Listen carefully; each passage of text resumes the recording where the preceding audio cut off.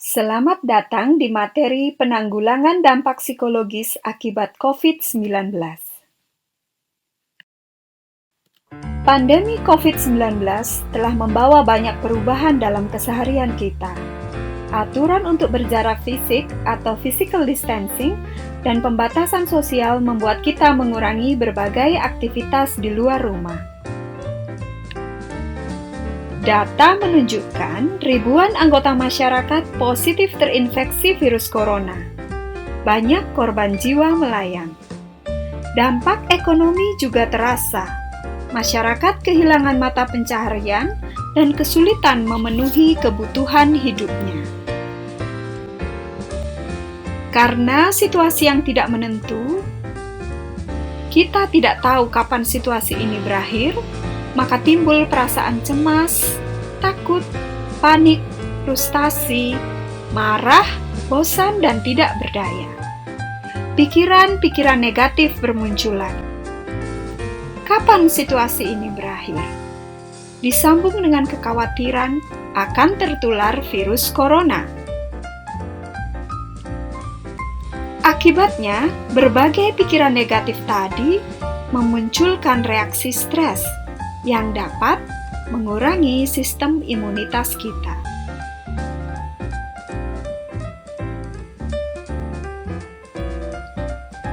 Bahkan ditemukan, jika orang mengalami kecemasan berlebihan, ia dapat merasakan gejala virus corona hanya dengan membaca beritanya saja.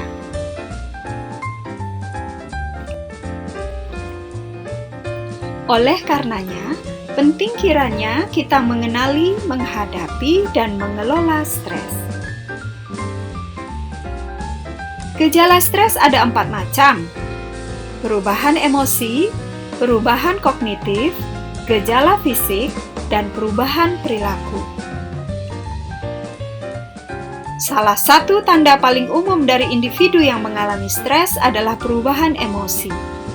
Suasana hati mudah berubah, sulit untuk memiliki pikiran yang tenang, serta sering dilanda kebingungan.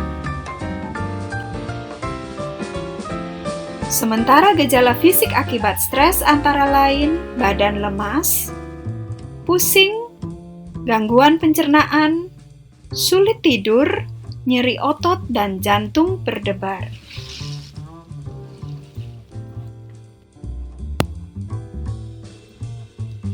Stres juga membuat kita menjadi kurang fokus, mudah lupa, akibatnya kita kurang mampu membuat perencanaan, pesimis, dan kerap berpikiran negatif.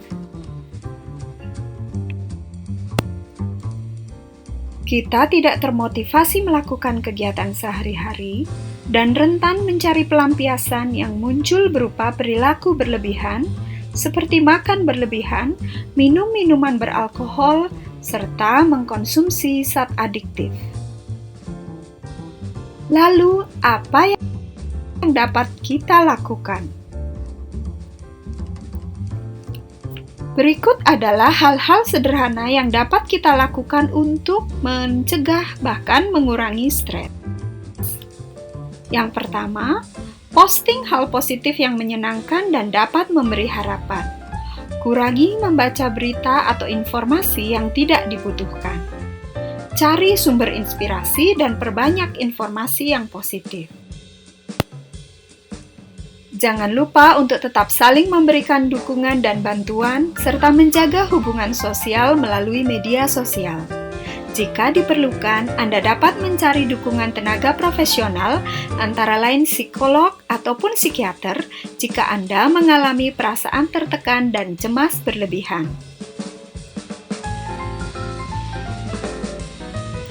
Bangun sugesti positif pada diri Anda dan impikan bencana berakhir. Lakukan relaksasi untuk meredakan tekanan emosi. Latih emosi positif dengan mencari sisi baik dari situasi saat ini. Tingkatkan religiusitas dan perkuat harapan dan optimisme. Bangun keyakinan bahwa kita tidak sendirian menghadapi bencana ini. Kita bersama semua pihak akan mampu mengatasi bencana ini. Kelola stres untuk mempertahankan daya tahan tubuh sehingga tidak mudah terinfeksi COVID-19.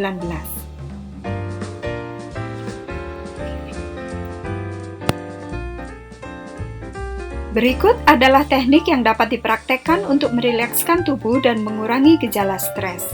Diciptakan pertama kali oleh seorang dokter, dan teknik ini dikenal dengan sebutan respon relaksasi. Teknik ini cukup sederhana dan dapat Anda lakukan secara teratur di rumah untuk mengurangi stres. Pertama, Anda dapat memilih kata, bunyi, atau doa yang dapat diulang. Kemudian, silakan duduk dalam posisi yang nyaman. Tutup mata Anda, lalu bernafaslah secara alami. Sambil menarik nafas, Anda bisa mulai melemaskan atau mengendurkan otot, dimulai dari otot kaki, betis, paha, dada, bahu, leher, dan kepala.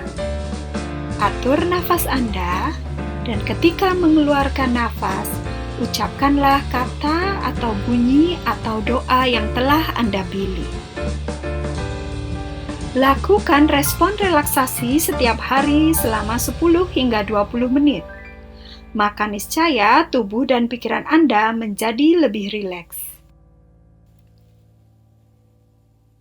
Praktekkan teknik ini 1 atau 2 kali sehari, dan waktu terbaik adalah sebelum sarapan dan makan malam.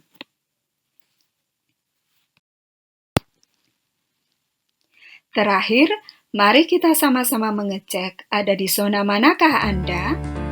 Apakah saat ini Anda berada di zona ketakutan, di mana Anda cenderung mudah marah, sering mengeluh, menimbun masker dan obat secara berlebihan, serta langsung share info apapun dari medsos? Ataukah Anda saat ini tengah berada di zona belajar, di mana Anda sudah mulai menerima kenyataan, stop membaca berita yang membuat cemas, stop share hoax, dan menyadari bahwa semua pihak sudah berusaha melakukan yang terbaik? Saya ucapkan selamat jika Anda telah berhasil masuk ke zona bertumbuh. Anda adalah pribadi yang penuh kasih sayang pada diri sendiri dan orang lain, mampu menjaga emosi dan optimisme, serta mencari cara positif untuk beradaptasi dengan perubahan.